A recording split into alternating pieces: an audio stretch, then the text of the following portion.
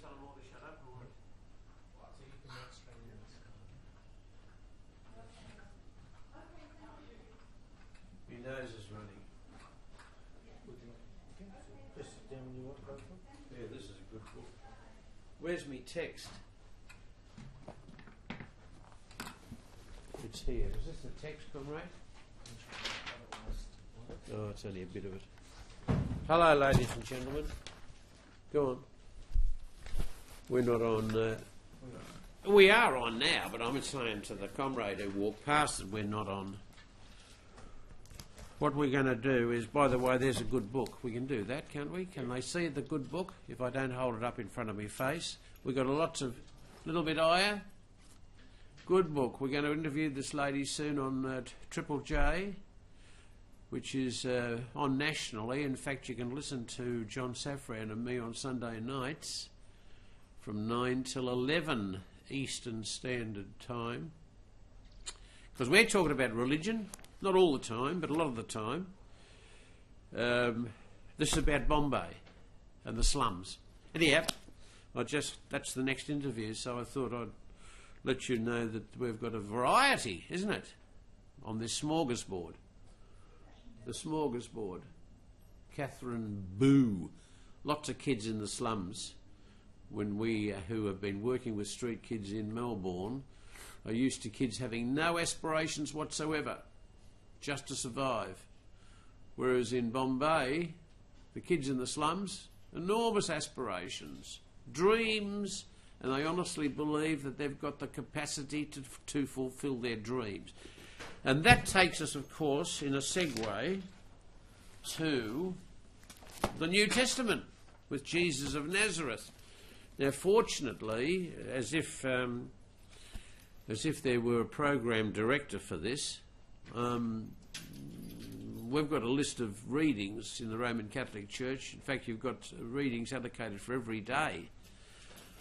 And if I'm lazy, I can just go to a little book that says, by the way, today being Thursday, the reading for today is Matthew chapter 13, verse something or other. Now, I'm saying, well, it's risky because if I open the book and I go to that, maybe the text that I'm going to read out is not going to be terribly easily adapted to current affairs, which I believe all preachers have got to do. They can read from the text, but they can't just regurgitate it. They've got to, in fact, fit it in with what's happening around in the real world.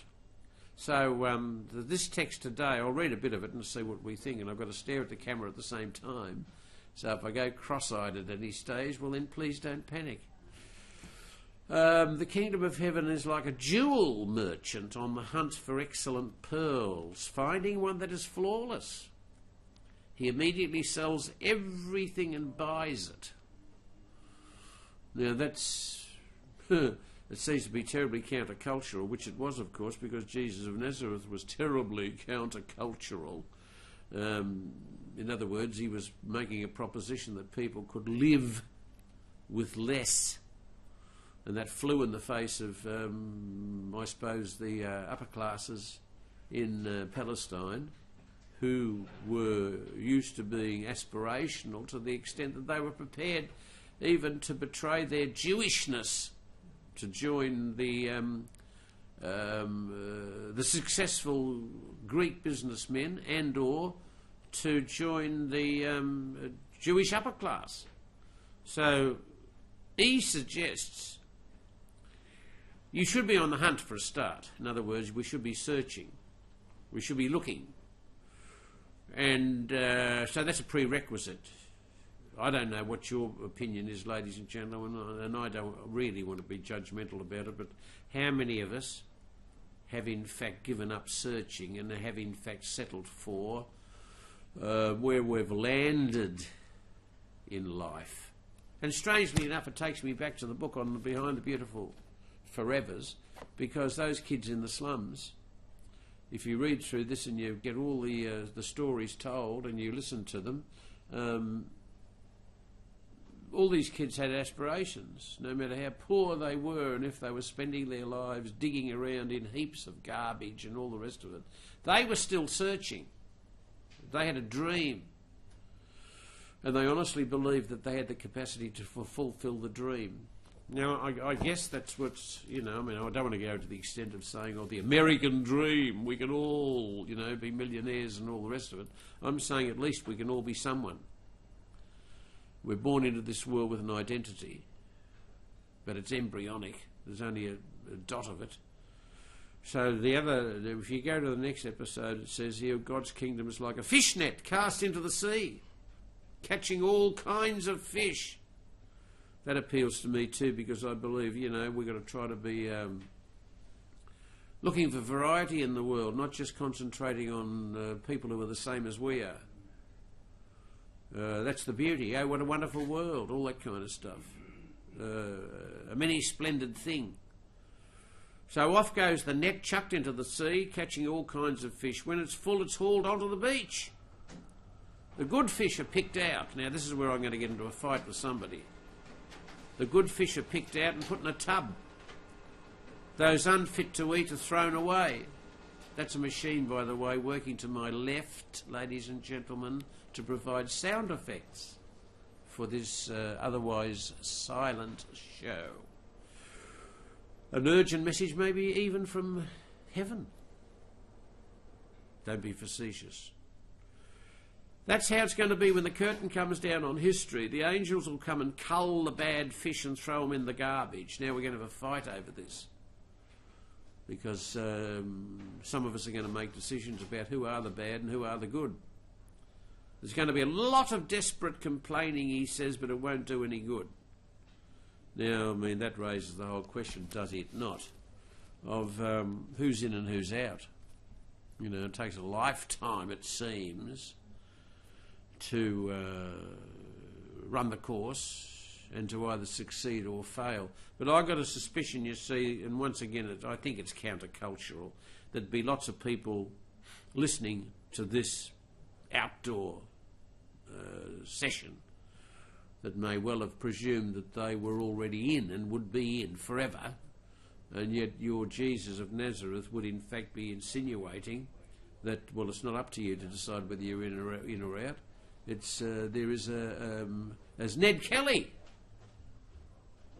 one of our leading social entrepreneurs, did say at his trial, did he not, to the judge, by the way, Your Honour, there is another tribunal before which we shall all have to appear.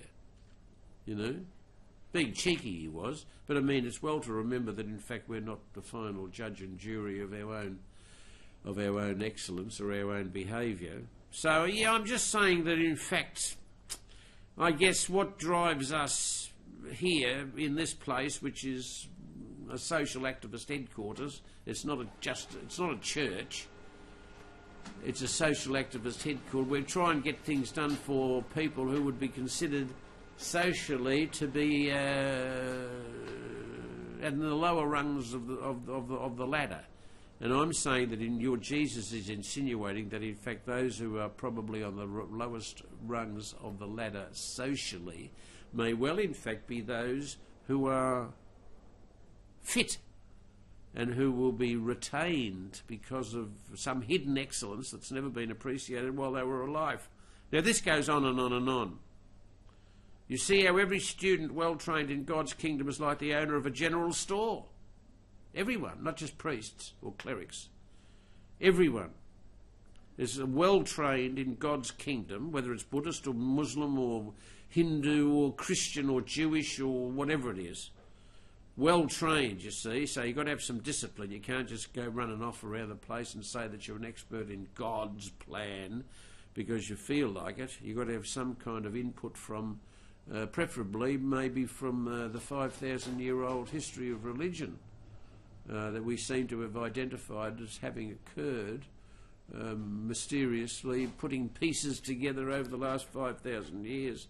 But he says you're like the owner of a general store. Put your hands on anything you need, old or new, exactly when you need it. And that appeals to me because I think we're in Australia, that's where we're broadcasting from. And I've come to the conclusion that in fact there's two phrases, or what are they? Formulas. BYO and DIY. In other words, bring your own spirituality to the table to discuss and to show it off too. Bring your own, and DIY means do it yourself. You're going to have to do most of these things yourselves. You see what I mean? It can't be a cleric who's running your spiritual or / religious life. They can be of assistance, but in fact it's DIY and BYO as far as I can see. Anyway, that's all I've got for this week. We're going to meet again in a week's time, hopefully, and we'll see what's on the menu on that day. So I'm going to leave the building because that machine's driving me mad. Some enemy has done this, whoever it is. Go off stage, down the corridor, yes?